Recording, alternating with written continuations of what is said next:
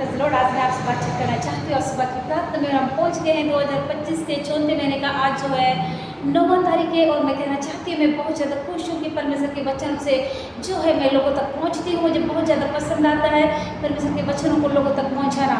आज का जो सब्जेक्ट है परमेश्वर की उपस्थिति में रहने का मतलब, मैं कहना चाहती हूँ कि आप कैसे परमेश्वर की उपस्थिति में रह सकते हैं और कैसे नहीं रह सकते हैं और कैसे आपकी ज़िंदगी में पाप आ जाता है। और मैं कहना चाहती हूँ कि जब आप परमेश्वर की उपस्थिति में रहते हैं तो आपको सबसे पहले क्या करना चाहिए। मैं प्रत्येक व्यक्तियों को बता देना चाहती हूँ कि सबसे पहले परमेश्वर के वादों पर आपको भरोसा करना है और उसके बाद जो है आपको परमेश्वर के वचनों को मनन करना है। उसके बाद जो है परमेश्वर की आवाज़ को सुनना है और तत्पर रहना है परमेश्वर के कार्यों को करने के लिए। मैं कहना चाहती हूँ कि परमेश्वर की आवाज़ को सुनने के लिए आपको अधीन रहना है परमेश्वर के और उनकी बात जोते रहना है। आइए आप मेरे साथ में निकाल लीजिए क्या कहता है परमेश्वर का वचन। यहाँ पर यीशु मसीह यहाँ पर कहते हैं कि तू यह बांध और दृढ़ हो, उनसे ना डर ना भयभीत हो, क्योंकि तेरे संग चलने वाला तेरा परमेश्वर यहोवा है। आमीन। वह तुझको धोखा ना देगा और ना ही छोड़ेगा। ये है व्यवस्था विवरण 31 का 6 पद में आपको मिलता है।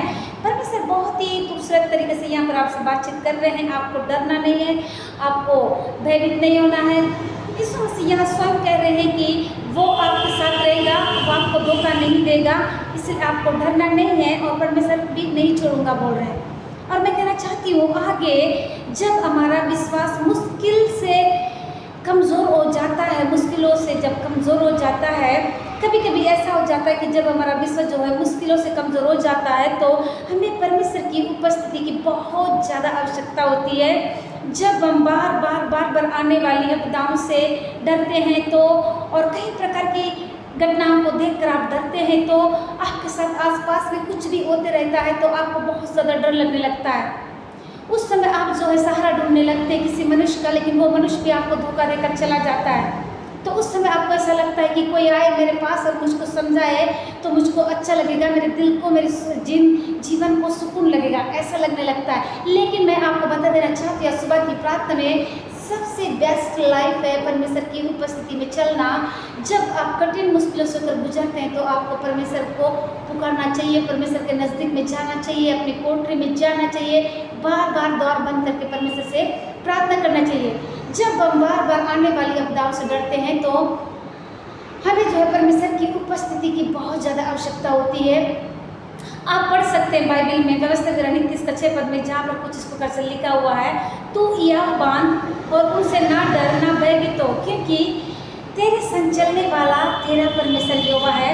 वह तुझको धोखा ना देगा और ना छोड़ेगा। वाह, बहुत ही खूबसूरत वचन है। परमेश्वर हमें वादा करते हैं कि वो कभी भी हमको धोखा नहीं देगा, कभी भी हमको नहीं छोड़ेगा। हमको परमेश्वर के ऊपर विश्वास करना है।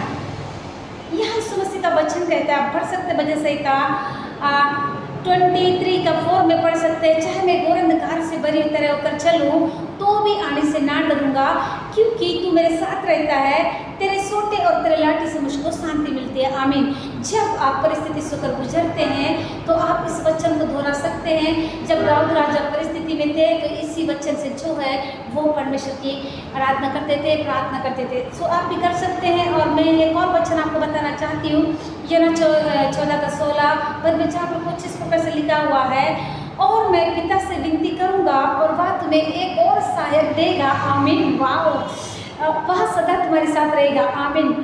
यीशु मसीह यहाँ पर क्या कह रहे हैं मैं आपको बता देना चाहती हूँ कि परमेश्वर कहते हैं कि मैं पिता से विनती करूंगा। वाह, यीशु मसीह हमारे लिए अपने पिता से विनती कर रहे हैं और वह कहते हैं कि वह तुम्हें एक और सहायक देगा। वो कौन है? जो सदा सर्वदा हमारे साथ रहने वाला, वो है पवित्र आत्मा। इसलिए आप डरे नहीं, इसलिए आप घबराए नहीं, इसलिए आप परेशान ना होइए। किसी भी बात को लेकर आपको चिंता करने की ज़रूरत नहीं है।